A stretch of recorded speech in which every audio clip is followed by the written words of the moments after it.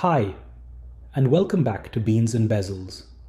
Today I'll be sharing a special watch that I borrowed from my friend Watch Symmetry. It is the Sartory Billard SB04 Horophile Final Edition.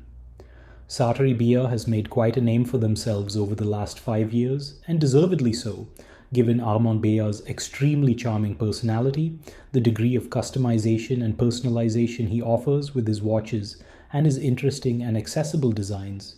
This is another watch that was loaned to me by my purple-loving friend Watch Symmetry, and seeing his two Sartory Billard watches was the first time I got to spend time with pieces from this brand.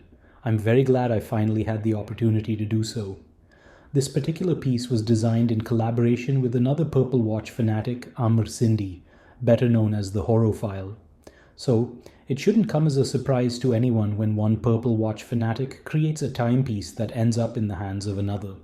This is the SB04 Horophile Final Edition, which is Sartory Billard's way of concluding this series and making way for the next iteration, called the SB04E the Horophile, and Sartory Billard have a long history of collaboration, with pieces created even before Sartory Billard achieved the level of fame he enjoys today.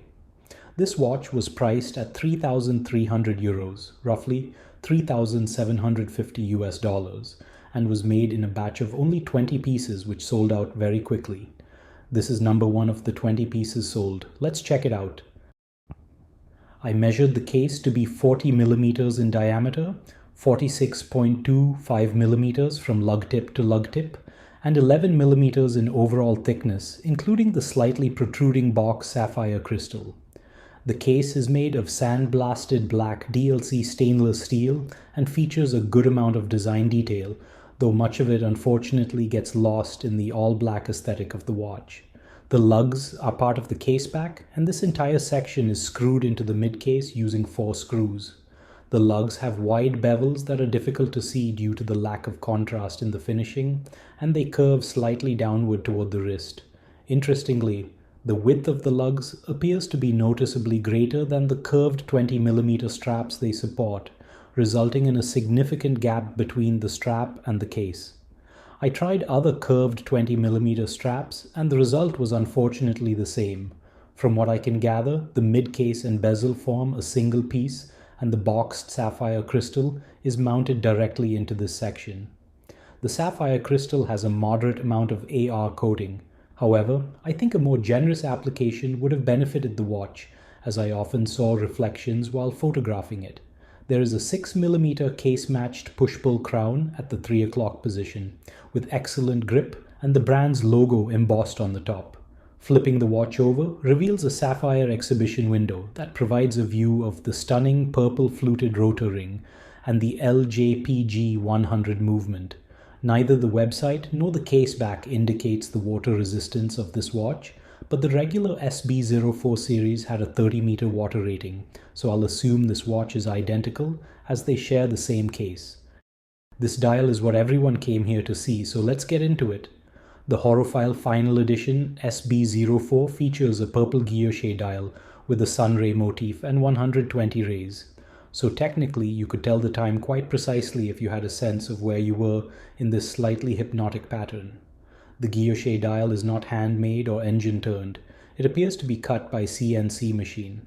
The color is incredible, taking on a range of hues and tones depending on the lighting and viewing angle, looking pink in some areas and almost navy blue in others. This iridescent quality is perhaps what I like most about the dial. It's not just another purple guilloche dial. A closer look reveals a pretty good level of execution, even for a CNC guilloche dial, and the overall quality control is quite solid. The hands are black with a high gloss finish, in contrast to the matte finish of the DLC black case.